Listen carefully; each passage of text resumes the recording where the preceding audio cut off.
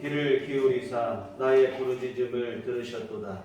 나를 기가 막힌 웅덩이와 수렁에서 끌어올리시고 내 발을 반석 위에 두사 내 걸음을 견고하게 하셨도다. 새 노래 곧 우리 하나님께 올릴 찬송을 내 입에 두셨으니 많은 사람이 보고 두려워하여 여호와를 의지하리로다. 여호와를 의지하고 교만한 자와 거짓에 치우치는 자를 돌아보지 아니하는 자는 복이 있도다. 아멘. 우리 다 같이 자리들을 하셔서 찬송가 14장 찬송하시겠습니다.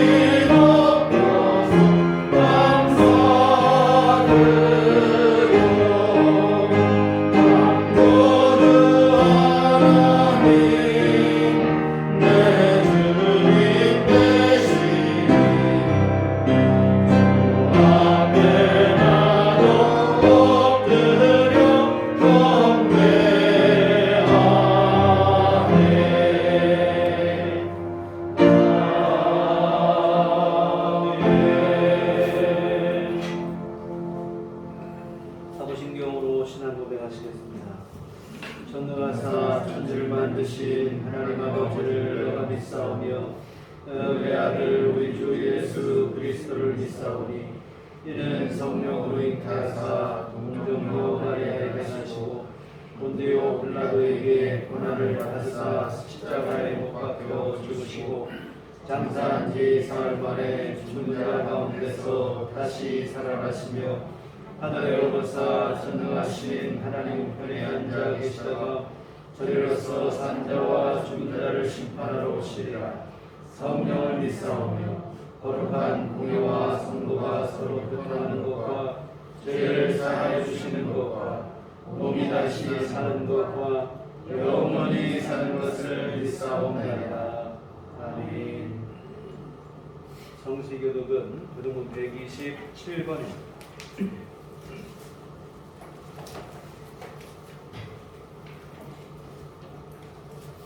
127번 4순절 넷째 주 말씀 함께 들어가시도록 되겠습니다.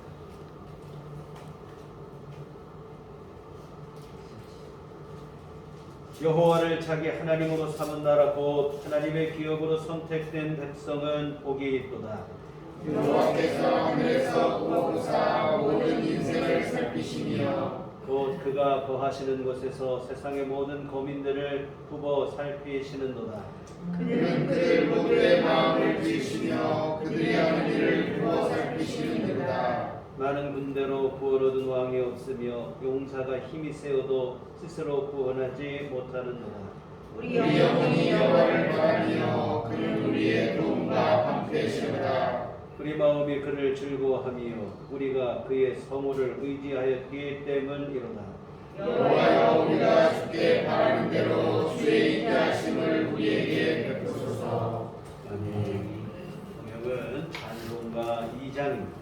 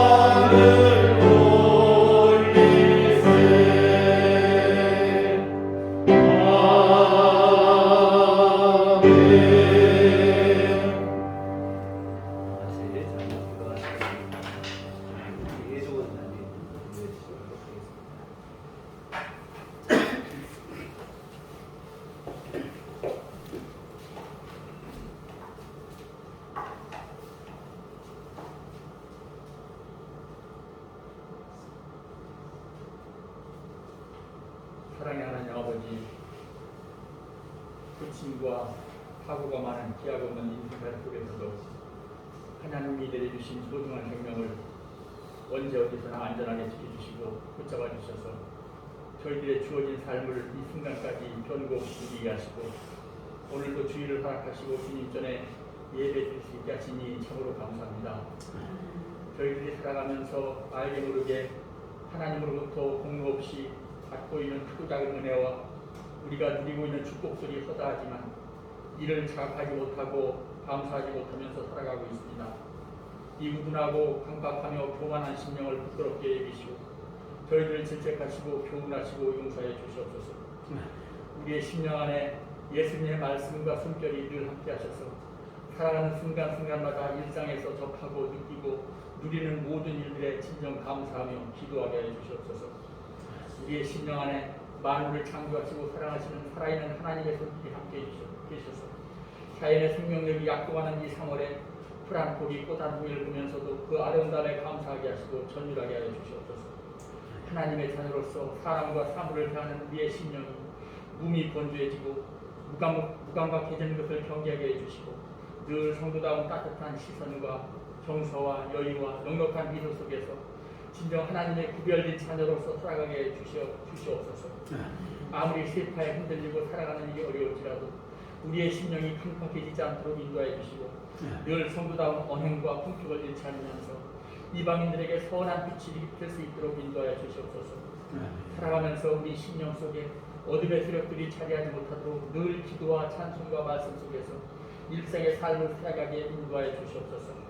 탐욕과 교만함으로 인하여 우리가 세상 일에 감사할 줄 모르고 우리의 심령이 흑암의 구렁텅이에 빠지지 않도록 늘 지켜주시고 인도하여 주시옵소서. 사랑해 주님, 우리가 진정으로 참된 하나님의 자녀가 되기를 원합니다. 그럼에도 우리를 둘러싸고 있는 수많은 유혹의 환경들 앞에서 때로는 허물어지기 쉬운 나약한 믿음이 되지 않도록 늘 우리 자신들을 기도와 말씀 가운데 연단하게 하시고 승리하게 하여 주시옵소서. 우리의 육신적인 열림이 더해질수록 우리의 믿음의 나이도 더욱 깊어지고 성숙하게 해 주시옵소서. 사랑해 주님, 짧지 않은 세월 동안 많은 우여곡절과 어려움 속에서도 오늘날까지 우리들 교회와 목사님을 지켜주시고 이끌어주시니 하나님 은혜에 감사합니다. 현재 설상과 상처년병으로 인하여 여러 가지로 더욱 힘든 상황 속에 처해 있는 우리들 교회를 하나님께서 긍휼히 여기시고 지혜를 주시고 힘을 주셔서 진정 죽어가는 영혼을 구하는 아름다운 방주의 역할을 다하는 교회로 인도하여 주시옵기를 간절히 기도합니다. 또한 목사님 외에도 늘 영육간에 강건하게 하시고 기도와 말씀으로 충만하게 하셔서 교회와 성도를 이끌어가는 데 부족함이 없도록 축복하여 주시옵소서. 우리들 교회 교우들께도 먼저 육신적인 건강을 주시고 각자의 형편을 헤아리시고 믿음 생활을 가로막는 장애물들이 심령 안에 자리하지 않도록 늘 말씀을 상고하게 하시고 기도와 말씀으로 나아가게 인도하여 주시옵소서.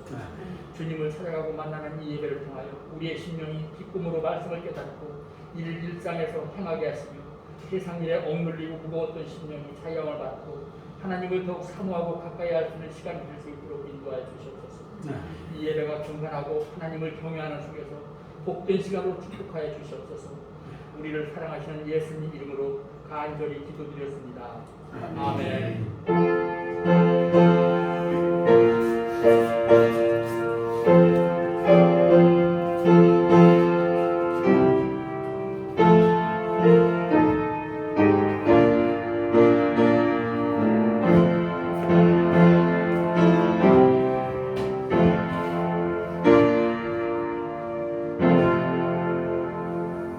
주님 같이 기도하시겠습니다. 하늘에 계신 우리 아버지여, 이름이 거룩히 여김을 받으시오며 나라의 없으시며 뜻이 하늘에서 이룬 것 같이 땅에서도 이루어지이다. 오늘날 우리에게 일용할 양식을 주옵시고 우리가 우리에게 죄 지은 자를 사하여 준 것 같이 우리의 죄를 사하여 주옵시고 우리를 시험에 들게 하지 마옵시고 다만 악에서 구하옵소서. 여기 나라와 권세와 영광이 아버지께 영원히 쌓옵나이다. 아멘. 이 시간 우리에게 주신 하나님 말씀은 신약성경 마태복음 6장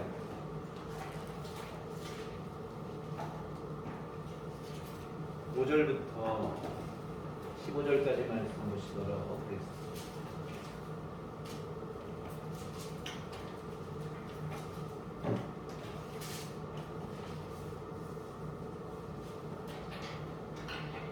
마태복음 6장 5절부터 15절까지 말씀 다같이 한 목소리로 합독하시겠습니다.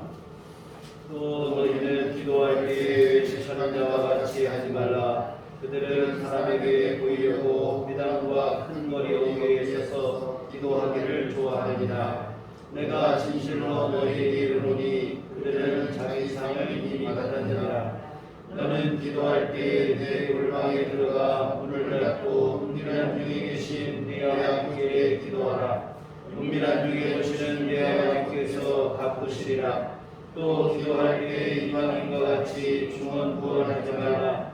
그들은 말을 많이 하여야 들으실 줄 생각하느니라.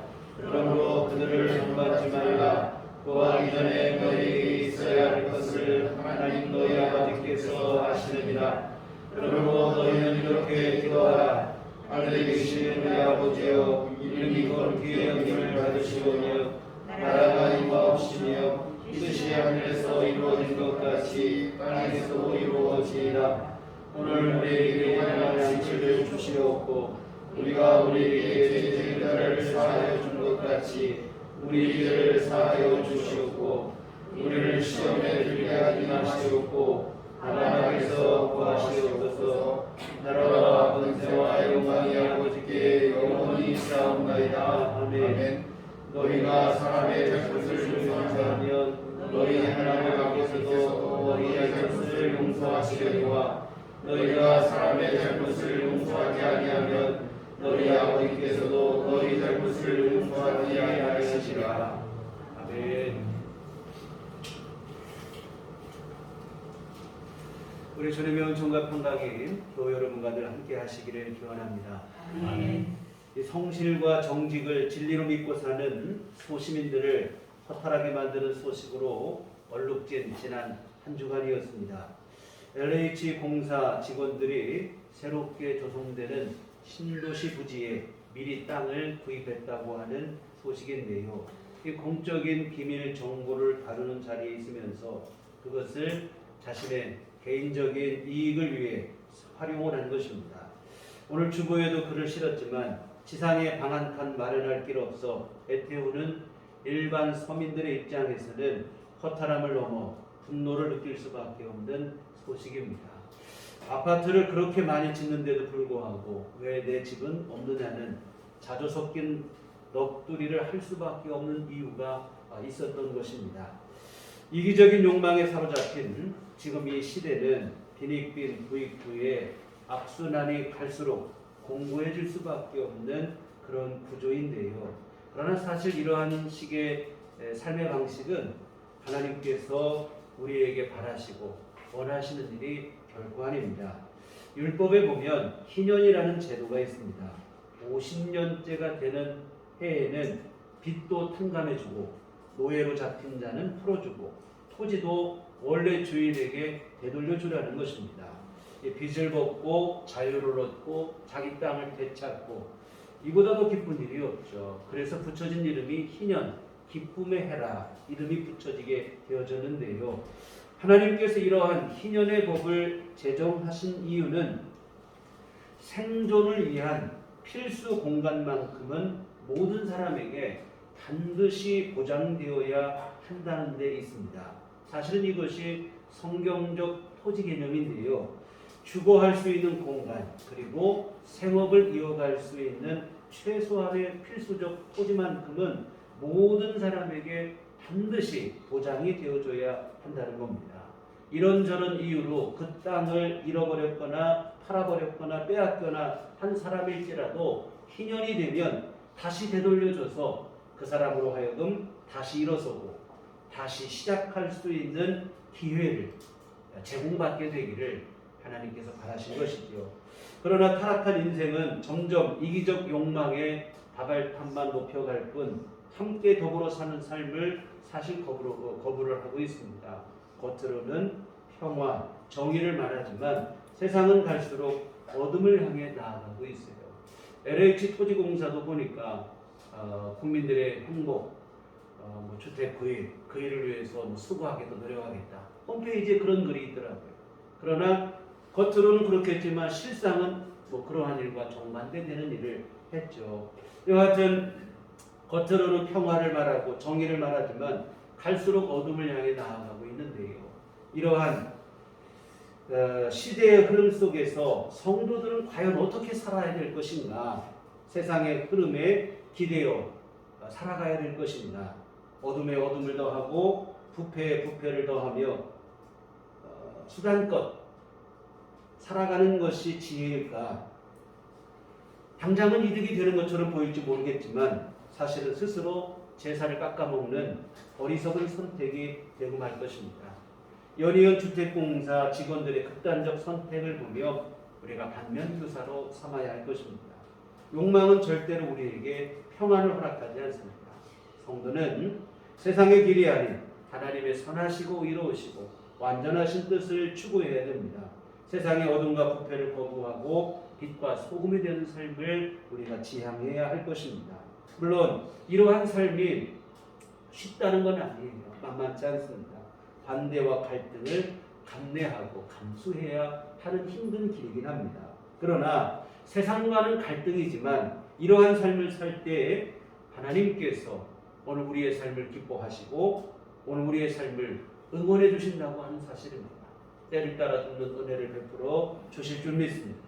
이런 하나님의 은혜를 의지하며 믿음의 길을 묵묵히 걸어가시는 우리 모두가 되었으면 좋겠습니다. 때로 힘들고 어려울 수도 있겠지만 믿음의 발걸음이 지치지 않기를 부탁을 드리고 정말 그러한 삶이 되었으면 좋겠습니다. 그리하여 하나님의 은혜가 여러분의 삶 속에 차곡차곡 쌓이게 되는 그러한 삶이 되기를 우리 주님의 이름으로 부탁을 드립니다. 여하튼 이러한 삶을 위해 우리에게 절실히 요구되는 게 있어요. 이처럼 믿음의 길을 걷고 우리가 어려움 속에서도 이 믿음의 길을 꿋꿋이 걸어가기 위해서 우리에게 절실히 필요한 게 뭐냐면 바로 기도라 이 말입니다. 험한 세상 속에서도 믿음의 길을 걸어가게 하시기 위해서 주님께서 우리에게 선물로 주신 게 바로 기도입니다. 기도를 통해서 하나님을 의지하고 하나님의 은혜를 믿고 하나님의 도움을 받고 하나님과 교제하고 또 하나님의 뜻을 더 발견히 알아가고 더 발견하여 알아가고 이와 같은 세상은 우리 믿음의 발걸음을 끊임없이 방해할지 모르겠지만 그때마다 성도들 또한 끊임없이 기도하여 승리하는 삶을 살라고 하시는 그래서 우리에게 주신 게 기도입니다. 그런 의미에서 앞으로 한 10여 주 정도 될 것 같은데요. 기도에 대해서 함께 우리 주님이 가르쳐 주신 주기도문을 함께 살펴보려고 하는데요. 이미 한 10년 전쯤에 한번 주기도문을 교회에서 강의한 적이 있어요. 그렇지만 기도의 중요성이 더욱 요구되는 요즘이기에 다시 한 번 더 살펴보려고 합니다. 오늘은 그 내용, 주기도문 주님 가르친 기도의 본격적인 내용보다는 기도에 대한 우리 주님의 가르침, 개론적인 가르침을 먼저 한번 살펴보려고 하는데요.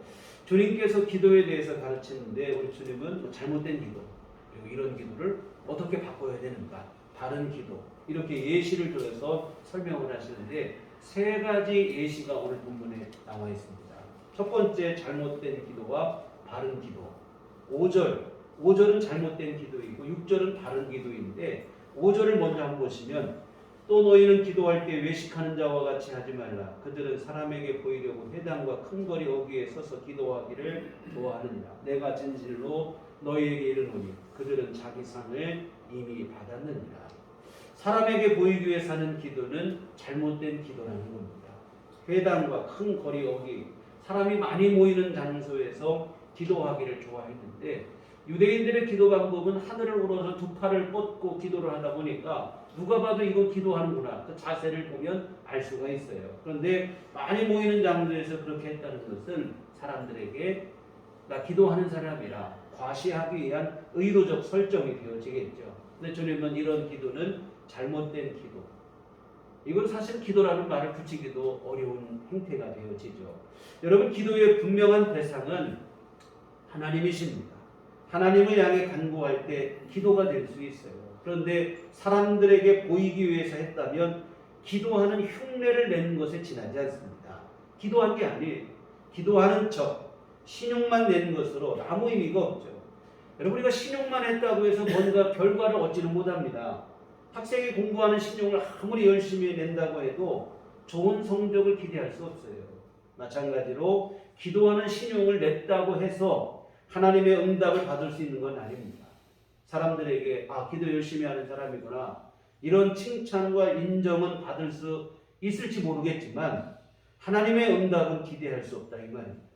이와 같은 사람에게 보이기 위해서 하는 기도는 신용에 불과할 뿐 진정한 의미의 기도가 되지는 못합니다. 예수님은 이 부분에 대해서 바른 기도의 모범을 제시하시는데 6절 말씀 보겠습니다. 너는 기도할 때 내 골방에 들어가 문을 닫고 은밀한 중에 계신 네 아버지께 기도하라. 은밀한 중에 보시는 네 아버지께서 갚으시리라. 하나님께 기도하라는 거예요. 회당과 큰 거리 어기 찾아다니지 말고 오히려 골방에 들어가 문을 닫고 오직 하나님만 바라보고 기도하라는 거예요. 이게 진짜 기도라는 겁니다. 여러분, 기도의 내용도 중요하고 열정도 중요하고 자세도 중요하고 다 중요한데, 그러나 이런 것보다 더 우선적으로 우리가 고려해야 될 것이 뭐냐면 나는 지금 누구에게 기도하는가, 하나님 앞에 기도하고 있는가 하는 겁니다. 아무리 내용이 좋고 열정이 좋고 다 좋아도 사람에게 보이기 위한 설정이었다면 기도가 아니죠. 우선은 하나님 앞에 우리가 간절한 마음, 하나님 앞에 드리는 기도의 자세가 되어져야 됩니다. 우리 연약한 본성을 주님이 너무 잘 아시는 거예요. 사람들 앞에 기도할 때 자신도 모르게 하나님보다도 사람을 더 먼저 인식하게 되는 우리의 연약한 본성을 주님이 간파하신 거라 이 말입니다. 참 그런 것 같아요. 부끄러운 일인데 가끔 연합 행사, 교단 행사에서 대표 기도를 부탁받을 때가 있어요. 그러면 은근히 신경이 쓰입니다. 썼다 지웠다 여러 차례 반복을 하고 기도문을 작성을 하고, 물론 이런 준비 자체가 나쁜 건 아니죠. 대표 기도는 아무렇게나 자유롭게 하는 건 아니고 형식이 있어야 되기 때문에 세심하게 준비를 해야 되는 것은 맞는 일입니다. 다만 문제가 되는 것은 뭐냐면 하나님보다도 회중들을 더 먼저 신경을 쓰고 더 많은 신경을 쓴다면 그때는 문제가 되어지겠죠. 어떤 기도를 드리는 게 하나님의 뜻에 맞는가, 이것을 먼저 생각하지 않고 사람들의 시선을 생각한다면 사실은 이것은 올바른 기도의 자세가 되지 못해요. 이에 주님은 우리에게 기도하려거든 일단은 하나님만 바라보는데 방해가 되는 것들을 먼저 제거하라는 거예요. 바로 오늘 말씀에서는 사람들의 시선이죠. 사람들의 시선을 떠나서 골방에 들어가라는 거예요. 그리고 문을 닫고 기도하라. 근데 골방은 꼭 골방만을 의미하는 건 아닙니다. 어떤 장소적 의미로 골방에 들어가라 이게 아니라 은밀한 것도 다 보시는 하나님만이 보실 수 있는 상태, 그런 상태를 의미하는 말이 되어지겠죠. 그래서 하나님과 여러분 사이에 그 어떤 것도 개입하지 못하게 원천적으로 차단된 그러한 상태, 거기에서 기도하라. 오직 하나님만 바라보고 하나님 앞에 독대하여 홀로 서라는 겁니다. 어느 누구의 방해도 받지 않고 어느 것이 우리 마음을 빼앗기지도 않고 오직 하나님만 바라보시고, 하나님은 그렇게 오늘 우리와 함께 만나기를 원하시는 거예요. 다른 어느 누구 또 어떤 것에도 방해되지 않고 오늘 우리와만 하나님의 독대에서 만나고 싶다는 거예요. 이게 사실은 감사한 일이죠. 영광스러운 하나님이 우리와 독대하자고 부르시니 이게 감사한 일입니다. 그래서 오늘 본문에 말하는 골방의 기도, 사실은 이게 영광스러운 초대라 이 말이에요. 초라한 기도가 아니라 가장 영광스러운 주님의 초청이라 이 말입니다. 하나님께서 단둘이서만 은밀히 만나자고 여러분을 부르시는 영광스러운 초대입니다. 영광스러운 이 은밀한 골방의 기도가 우리 안에 풍성해야 할 것입니다. 여러분, 영적인 힘이라는 게 다른 데서 나오지 않아요. 바로 여기에서 나온다 이 말입니다. 하나님 외에는 어느 것에도 내 마음을 빼앗기지 않고 하나님 앞에서만 기도하는 시간이 여러분의 신앙생활에 반드시 확보가 되어져야 돼요. 이 시간을 확보하지 않고 영적인 싸움에 승리하지 못합니다. 이 데이비드 브레이너드라고 하는 미국의 개척 당시의 선교사가 있습니다. 이분이 이러한 기도의 대표적인 인물인데 그분의 기도 일기가 있어요. 그분의 일기가 번역이 된 책이 있어서 보니까 그 일기에 보면 이분은 항상 주님 앞에 은밀한 기도를 간절히 사모했음을 알 수 있는데 1742년 4월 25일 아침에 은밀한 기도를 드리며 2시간을 보냈다. 그 다음 날에는 4월 27일 은밀히 기도하기 위해 아주 이른 시간에 한적한 곳으로 갔다. 그 다음 날 4월 28일 깊은 평안과 고요함 속에서 늘 갔던 은밀한 장소로 갔다. 2시간가량 은밀한 기도 속에서 보냈다. 근데 여러분, 이런 표현이 여기에만 있는 게 아니고 그 일기 아무데나 들춰보면 이런 내용의 기도를 일기를 찾아볼 수 있어요. 이와 같은 이분의 평생의 가장 간절한 바람은 하나님과 자신만의 은밀한 기도 시간을 더 많이 누리는 이것이었어요. 1744년 1월 3일 일기에는 이런 내용도 있습니다. 홀로 있는 고독의 시간이 내게는 마음을 무겁게 짓누르는 시간이 아니다. 오히려 홀로 있는 시간으로 하나님께 깊은 감사를 드린다.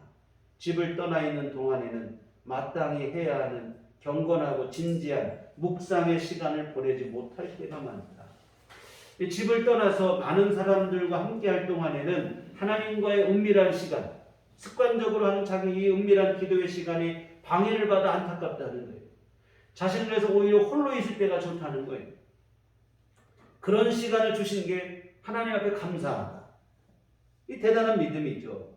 여러분, 우리는 어떻습니까? 우리 자신 한번 돌아보시면 홀로 있는 시간 어떻습니까? 못 견뎌하는 거예요. 핸드폰이라도 붙잡고 있든지 TV 리모컨이라도 붙잡고 있어야 안심이 되지. 홀로 있는 시간 하나님 앞에 기도하고 말씀 가운데 서고 사실 잘 못해요. 근데 여러분, 이 시간이 가장 귀한 시간이고 하나님과 나만의 은밀한 대화와 교제를 나누는 소중한 시간으로 여러분이 그 시간을 승화시켜야 될 줄 믿습니다. 낭비하는 시간, 허비되는 시간이 아니라 영광스러운 주님의 초청에 응하는 그러한 시간이 되시기를 부탁을 드립니다. 은밀한 골방의 기도의 참맛을 정확하게 알고 있어야 될 줄 믿습니다. 홀로 있는 시간을 오히려 간절히 사모하고 주님 앞에 우리 믿음을 온전히 서고 정말 여러분, 은밀한 골방의 기도의 시간을 풍성히 누리시는 여러분 모두가 되시기를 부탁을 드립니다. 두 번째 잘못된 기도, 7절은 잘못된 기도이고 8절 이하는 다른 기도인데 먼저 7절을 보시면 또 기도할 때 이방인과 같이 증언부언하지 말라. 그들은 말을 많이 하여야 들으실 줄 생각하느니라. 이 중언부언하는 기도 또한 잘못된 기도입니다. 이처럼 중언부언하지 말라고 하셨는데 중언부언한다는 것은 뭐냐면 뜻도 모르면서 무한 반복하는 뭐 주문 같은 비슷한 그거예요. 또 중언부언하다는 말은 또 어린아이들이 말 배울 때 하는 뭐 그런 뜻도 모르면 입으로 계속 반복하는 말과 비슷한 뭐 그런 뜻이 있기도 합니다. 이 같은 거냐면 입에서 끊임없이 주문이 쏟아져 나오지만 정작 무슨 말을 하는지 자기도 모르는 거예요. 이런 기도가 중언부언하는 기도인데 이런 기도가 되면 안 된다는 겁니다. 그러면서 그렇게 하지 말라고 가르쳐 주신 기도가 바로 이제 우리가 다음 주부터 살펴보실 주기도문, 주님께서 우리에게 가르쳐 주신 기도가 되어지겠습니다. 그런데 여러분 참 이게 아이러니한 일인데요. 교회 안에서 대표적인 중언부언의 기도가 뭔지 아십니까? 주기도문이에요. 주님께서는 중언부언 하지 말라고 가르쳐 주신 기도가 주기도문인데 대표적인 중언부언의 기도가 주기도문. 참 주님께서 안타까워하신 일인데 주기도문을 그냥 교회용 주문 정도로 이렇게 이해하시는 분들이 의외로 많습니다. 일단 주기도문의 의미를 잘 모르고 알려고 하지도 않고 그저 열심히 외워가지고 예배 시간에 한번 하면 되는 거예요. 이건 주문 외우는과 똑같은 거예요. 그러나 주기도문은 그러라고 주신 기도가 아니고 정말 우리가 뜻도 모르고 하는 중언부언의 기도하지 말고 진짜 바른 기도하라고 주님께서 우리에게 허락하신 기도인 줄 믿습니다. 다음 시간부터 주기도문의 내용을 함께 살펴보시겠고요. 그러면 왜 이렇게 사람들은 중언부언하는 기도를 하게 되는가? 오늘 7절 하반절을 보시면 그들은 말을 많이 하여야 들으실 줄 생각하느니라. 말을 많이 하여야 주님이 들으실 것으로 생각하기 때문에 중언부언하며 주저리 기도한다는 거예요. 그러나 주님은 뭐라고 말씀하시는가? 8절에 보면 그러므로 그들을 본받지 말라.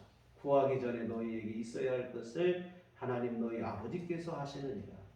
말을 많이 해야만 들으시는 게 아니고 사실은 우리가 구하기 이전에 우리에게 뭐가 필요한지를 하나님이 아신다. 굳이 뭐 구하고 받는 거라면 하나님이 그렇지 않아도 아신다. 뭐 많이 기도해야만 억지로 뭐 길게 해야만 되는 게 아니라 이 말입니다. 그러면 또 이 말씀하면 또 이런 얘기를 하시는 분들이 있어요. 그러면 아시면 좀 알아서 주시면 될 것이지 왜 안 주시는가? 왜 또 기도하라고 우리에게 하시는가? 이런 생각이 들 수 있는데요. 이유는 사실은 오늘 우리의 믿음을 위해서입니다. 미리 알아서 다 주시면 은혜를 은혜로 알지 못해요. 당연히 감사도 있을 수가 없게 되죠. 기도하지 않아도 하나님께서 알아서 미리 때마다 딱딱 주시면 좋을 것 같지만 사실은 그렇지 않아요. 그렇게 되면 우리의 믿음이 자라는 게 아니고 믿음이 없어집니다. 나중에는 하나님도 잊어버리고 은혜도 모르게 되는 거예요. 축복이 아니라 사실 이렇게 되는 게 이게 우리에게 복이 아닙니다. 이 하나님은 우리가 뭔가를 필요한지를 아시지만 그럼에도 불구하고 기도하라고 하십니다. 그리고 또 하나 우리가 간과하지 말아야 할 중요한 사실이에요. 이 부분이 오늘 참 아까 말씀드린 것과 비슷한 얘기가 되는데요. 기도는 여러분 내가 뭔가를 구하고 하나님께 받는 것 그 이전에 기도의 더 중요한 의미는 뭐냐면 하나님과의 교제라고 하는 사실입니다. 기도의 정말 중요한 의미는 하나님과의 교제. 단순히 우리의 기도는 뭐 뭔가를 하나님께 요구를 하고 뭔가를 받아내고 이러한 정도만이 아니라 하나님은 기도를 통해 우리와 친밀한 교제를 나누기를 원하십니다. 그래서 은밀한 중에 골방에 들어가 기도하라는 거예요. 은밀히 우리 둘만의 사랑의 교제를 나누기를 원하신다 이 말입니다. 정말 여러분 하나님이 우리에게 원하시는 것 기도를 통하여 친밀한 교제를 나눕니다. 제가 늘 감사하게 생각하는 것 중에 하나가 우리 혜인이하고 대화를 많이 나누는 거예요. 요즘은 사춘기만 돼도 뭐 일단 집에 오면 방문 딱 걸어 잠그고 밖에 안 나오고 이게 뭐 그런 마련인데 뭐 사춘기 때도 별로 그렇게 많이 한 것 같지는 않고 지금까지도 대화를 뭐 제법 잘 하고 있습니다. 지금 뭐 공부와 일을 함께 병행하기 때문에 항상 피곤해서 시간이 허락되는 한 제가 출퇴근 시간에 차로 이동을 해주고 합니다. 그런데 한 30-40분 정도 걸리는 것 같아요. 그때 이런저런 얘기를 많이 나누게 되는데 특별히 뭔가를 의도하고 하는 뭐 대화도 아니고 어떤 주제가 있는 것도 아니고 그냥 이런 얘기 저런 얘기 있었던 얘기 친구 얘기 뭐 이런 얘기 저런 얘기 하게 되는데 여하튼 정말 이 감사하게 생각을 하고 기분 좋게 여기는 일 중에 하나인데요. 하나님의 마음도 이와 똑같으리라고 생각합니다. 정말로 아무런 사심 없이 우리와 함께 얘기를 나누고 친밀한 교제를 나누고 싶으신 거예요. 뭔가 필요할 때만 나와가지고 하나님 마지못해 막 기도하고 이런다면 하나님께서 기뻐하실 일이 못 돼요. 무시로 주님 앞에 나와 기도할 때 하나님이 기뻐하실 줄 믿습니다. 뭔가 다른 목적이 있어서가 아니라 그냥 하나님 앞에 기도하는 것 자체가 좋아서 기도하는 자리에 나오고 그 자리에 머물 줄 알고 이런 기도가 진짜 기도예요. 뭔가 문제가 생겨야지만 부랴부랴 기도하는 것 물론 문제가 생겨도 기도하지 않는 것보다 낫겠지만 문제 해결이나 소원 성취가 우리 기도의 유일한 이유와 목적이라면 우리 기도 생활을 점검하셔야 될 줄 믿습니다. 여러분 기도의 최고의 목적, 최선의 목적은 하나님과의 교제라는 사실을 잊지 않았으면 좋겠습니다. 그래서 여러분 제일 좋은 기도는 뭐 한번 생각을 해요. 하나님 하고 우리가 부르니까 하나님께서 왜 그러느냐 하고 그러실 때 그냥요 이렇게 대답을 했다면 여러분 그 기도가 제일 좋은 기도예요. 내 하나님 앞에 그냥 하나님 만나고 싶어. 하나님이 좋아서 주님 앞에 내가 나와 기도했다. 여러분 그 기도보다 더 성스럽고 더 위대한 기도는 없을 줄 믿습니다. 하나님을 그저 우리의 문제를 해결해 주시는 분으로만 생각하신다면 하나님은 우리의 도우미가 되겠지만 램프의 요정 진이가 아닙니다. 하나님 우리 사랑의 파트너가 되는 줄 믿습니다. 하나님과 친밀한 사랑의 교제를 나누셔야 되는데 그 마음으로 기도하셔야 돼요. 정말로 주님은 여러분과 함께 하기를 원하시고 아주 간절히 원하십니다. 기도는 여러분 우리에게도 유익을 주는 중요한 수단이기도 하지만 그 이전에 기도는 우리 주님에게도 큰 의미가 있어요.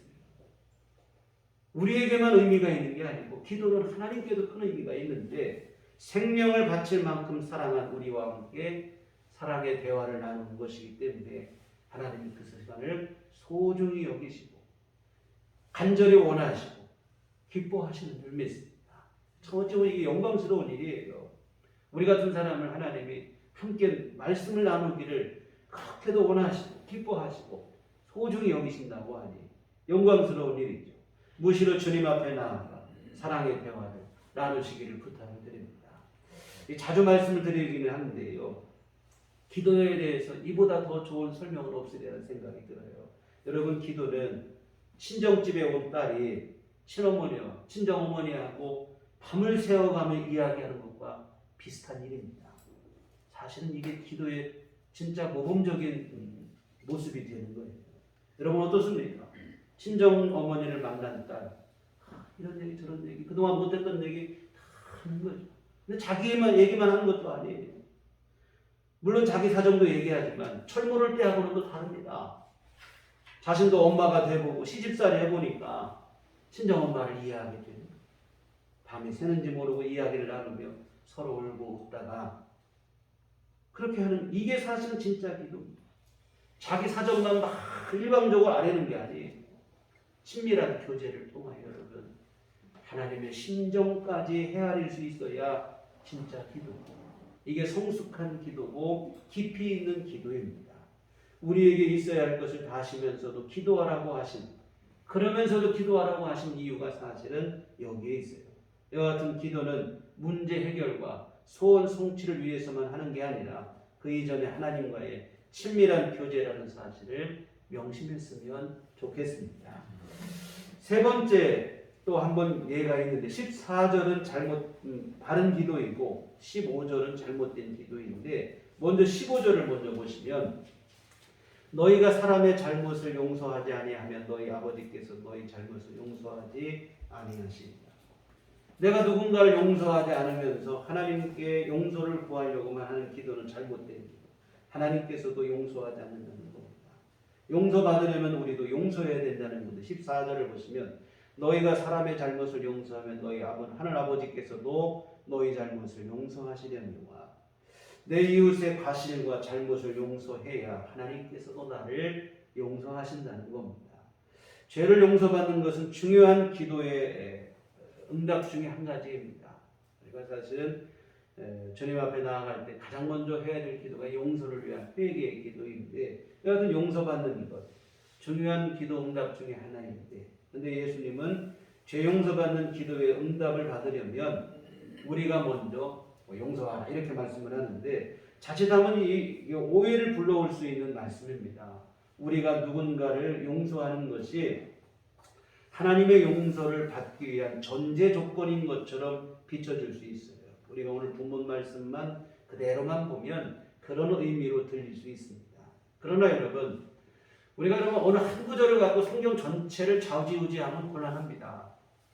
여러분 성경 전체가 말하는 바가 뭔가를 보는 게 중요한데 여러분 우리가 죄인 되었을 때 하나님과 원수 되었을 때 아직 연약할 때 주님이 먼저 우리를 십자가에 죽어주심으로 우리를 용서했다는 거예요. 내가 용서하니까 그제서야 하나님이 나를 용서해 준 게 아니고 내가 죄인이었고 연약하고 하나님과 원수였고 다른 사람 용서 못하는 그러한 부족한 모습 속에 있을 때 예수님이 우리를 먼저 위해서 우리를 용서하시기 위해서 십자가에 먼저 죽어주셨다. 이거예요.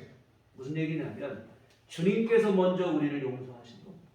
내가 용서하고 난 후에야 주님이 나를 용서하신 게 아니고 주님께서 먼저 우리를 용서하셨다는 게 성경 전체의 가르침입니다. 그러면 예수님은 오늘 본문에서는 왜 이렇게 말씀을 하셨을까? 우리가 먼저 용서해야 하나님께서도 우리를 용서하시겠다는 뜻으로 말씀하신 것처럼 보이는데 사실은 그렇지 않아요. 예수님께서 사실은 오늘 말씀을 하실 때 몇 가지 기본적 사실을 생략하고 결론만을 말씀하셨기 때문에 우리가 그렇게 오해를 하게 되어지는데 예수님께서 생략하신 사실이 뭔가 아주 이게 기본적인 일들인데요. 용서받으려면 예수님께서 십자가 죽음을 통해 내 죄를 용서하셨다는 사실을 믿어야 된다는 우리가 여러분 죄 용서받으려면 주님이 십자가를 통해 나를 용서하셨다는 사실을 믿어야 돼요. 이처럼 믿을 때 용서를 받습니다. 그런데 여러분 이처럼 믿을 때 용서를 받는데 이 믿음이라고 하는 것을 무엇으로 증명할 것이냐 하는 문제입니다. 예수님 믿을 때 용서를 받는데 이 믿음은 뭘로 증명하는가?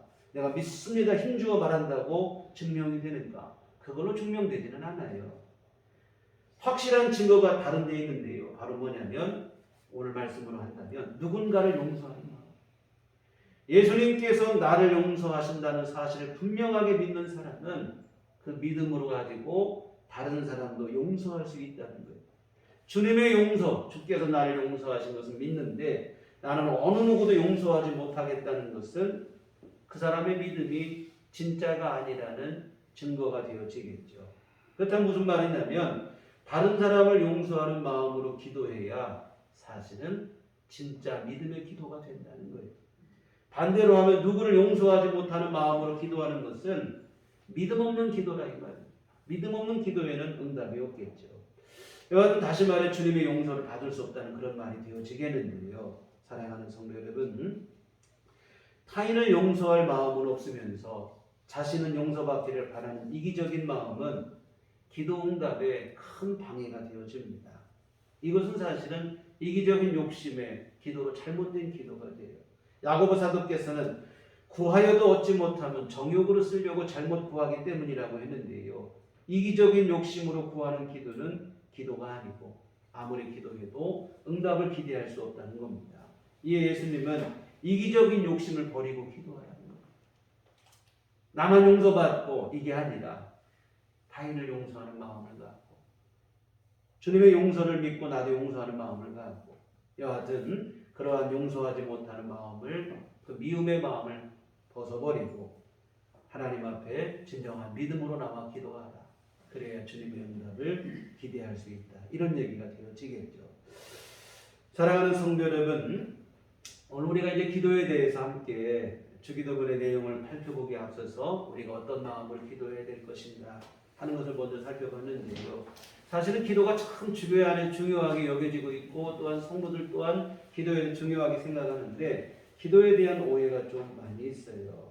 무조건 기도를 많이 하고 열심히 하는 것만 가지고 될 것으로 생각을 하는데 그것만이 능사는 아닙니다. 열심히 기도하는 것 좋죠. 필요합니다. 많은 시간 기도하는 것도 반드시 필요한 일이에요.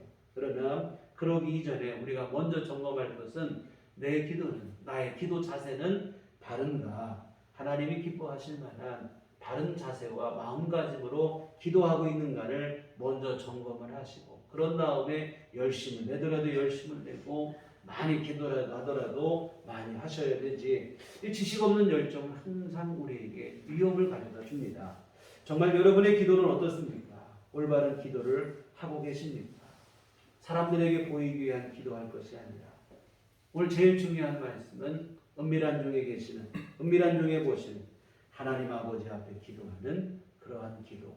어느 무엇과도 방해되지 않고 하나님 아버지와만 친밀한 교제를 이루는 그러한 기도가 여러분 안에 있기를 부탁을 드립니다. 여러분, 하나님은 어느 누구의 방해도 받지 않고 여러분하고만 은밀한 사랑의 대화를 이어가고 싶어 하십니다. 십자가에 생명 바칠 만큼 오늘 저와 여러분을 사랑하셨기 때문에 오직 주님만 바라보며 나오는 그 기도를 주님이 간절히 기다리시고 그런 기도를 기뻐하시고 소중하게 생각하십니다.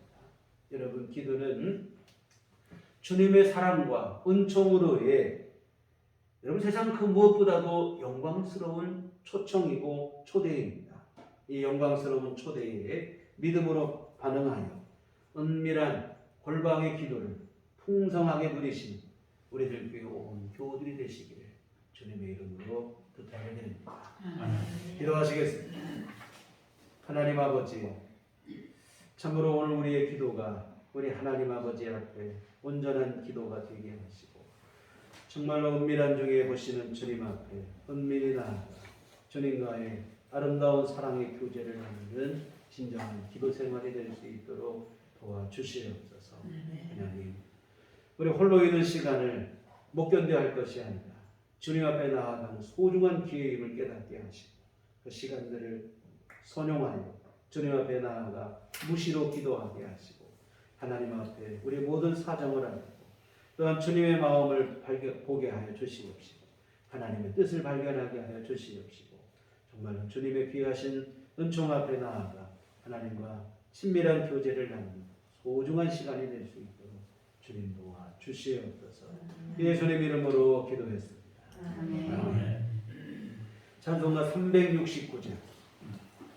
찬송가 369장 찬송하시겠습니다.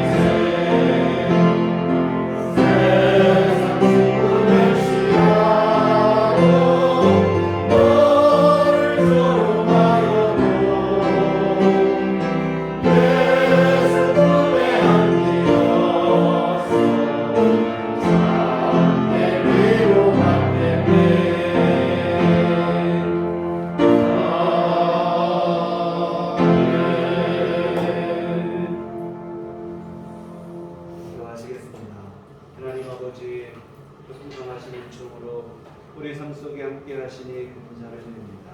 부족하고 연약함에도 불구하고 주께서 우리를 붙들어 주시옵시고 주의 은총 안에 거하게 하셨음을 감사를 드리며 주님 앞에 이 헌금을 드립니다. 하나님 기뻐 받으시고 주께서 귀한 헌금 위에 권능의 손길을 놓아서 하나님의 교하신 뜻을 이루기에 부족함이 없도록 주께서 복을 내려 주시옵소서. 하나님 또한 오늘 헌금을 드리고 몸과 마음과 시간과 정성을 드려 주님 앞에 예배한 모든 심령들을 하나님께서 기뻐하시며 하나님은 주의 은총을 내려주시고 오늘 귀한 말씀처럼 주님 앞에 더 나아가 온전한 기도로 주님과 교제하는 삶이 풍성한 삶을 누리는 귀한 삶이 될 수 있도록 주께서 함께하여 주시옵소서. 우리 삶 속에 주님의 늘 동행하여 주시옵시고 우리 아버지 삶을 주께서 보호하여 주시옵시고 항상 주님의 도우심 아래 거하는 귀한 삶이 될 수 있도록 우리에게 믿음을 더하여 주시옵소서. 힘들고 어려운 시절 속에 우리 살아가고 있지만 하나님 더욱 주를 의지하게 하여 주시옵시고 더욱 주를 붙드는 믿음이 강건하게 하여 주시고 하나님의 특별하신 도우심 안에서 우리 삶이 더욱더 아버지 하나님 안전하고 평안하고 하나님 주시는 귀한 위로와 안식을 누리는 삶이 될 수 있도록 도와주시옵소서. 하나님 또한 주님 앞에 기도하기를 건강도 허락하여 주시옵소서. 육신이 연약한 형제와 자매들을 긍휼히 여겨 주시옵시고 하나님께서 새 힘을 주시옵시고 건강을 내려 주시고 하나님 귀한 삶에 불편함이 없게 하여 주시옵시고 일상의 모든 활동과 생활을 원활히 잘 해나갈 수 있도록 주님의 도우시고 함께하여 주시옵소서. 아버지 주님 앞에 늘 기도로 나아가게 하시되 항상 주님 앞에 온전한 기도가 되게 하시고 하나님의 귀한 은혜와 도우심 안에 승리하는 삶이 될 수 있도록 도와주시옵소서. 우리 온 교우들의 간절한 기도를 우리 주님이 아시고 우리가 구하기 전에 우리에게 무엇이 필요한지를 아시는 주님이신 줄 믿사오니 주여 우리 삶에 정말로 필요한 때에 하나님의 복 많은 은혜가 반드시 우리 안에 내려질 수 있도록 주님이 도우시고 함께하여 주시옵소서. 아버지 하나님 또한 무엇보다 아버지 하나님께서 역사하심으로 경제적으로 많은 이들의 어려움을 당하고 있는 이들에게 하나님께서 우리 모든 성도님들의 귀한 가정에 복을 내려 주시옵소서. 하나님 금전적인 경제적인 문제로 인해 어려움을 당하지 않도록 주님이 필요한 모든 것을 채워 주시옵소서. 하나님 앞으로 한 주간 살아갈 때도 주님의 인도하신 가운데 거하게 하여 주시옵시고 주의 도우심으로 승리하는 삶이 되게 하여 주시옵시고 주님 우리 주 예수 이름의 권세를 붙잡고 사단의 권세를 멸하고 하나님 이 땅에 주님의 귀하신 뜻을 이루어가는 주님의 제자로 삭당한 삶을 살아가는 우리 모두가 되게 하여 주시옵소서. 예수님 이름으로 기도했습니다. 아멘. 네, 교회 소식 시간입니다. 주님만 바라봅시다.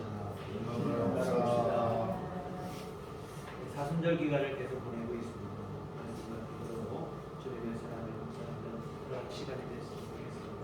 참고로 금년 부활주일은 4월 첫 주일입니다. 4월 날짜로 4일이나 되는 것 같은데요. 4월 첫째 주가 부활주일이고 같은 때에만 다시 만민을 드리도록 하겠습니다. 주님의 귀하는 종, 크신 사랑과 또한 희생을 통해 보여주신 주님의 그런 사랑을 묵상하는 그런 시간으로 보내셨으면 좋겠습니다. 교회 밖의 성경 공부와 집회를 참여를 통하고 교회 중심으로 신앙생활에 함께 이어갔으면 좋겠고요. 저들이 이 사순절 기간 의미 있게 보내시는 모습을 좋겠습니다. 우리 다 잘 일어나셔서 평안을 너에게 줍니다. 서로 주께 감사합니다. 우리 찬양하시도록 하겠습니다.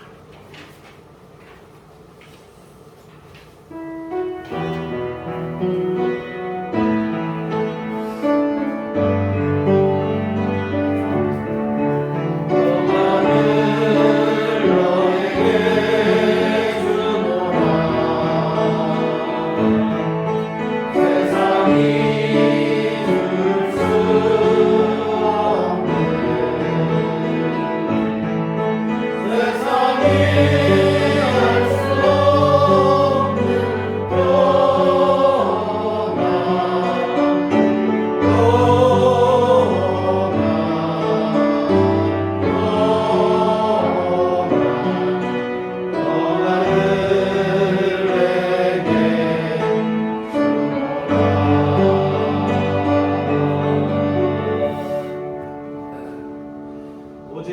성령이 너희에게 임하시며 너희가 권능을 받고 예루살렘과 온 유대와 사마리아와 땅 끝까지 이르러 내 증인이 되리라.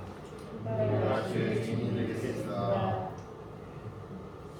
이제는 우리 주 예수 그리스도의 구속의 은혜와 하나님 아버지의 크신 사랑하심과 성령님의 이름의 등력사 감화감동 충만하시니 주의 피로 세우신 우리들 교회 위에와 은밀한 중에 보시는 주님 앞에 무시로 기도로 나아가기를 소원하고 다짐하는 주의 모든 자녀들의 심령이 지금부터 영원토록 함께 계시기를 간절히 축원하옵나이다.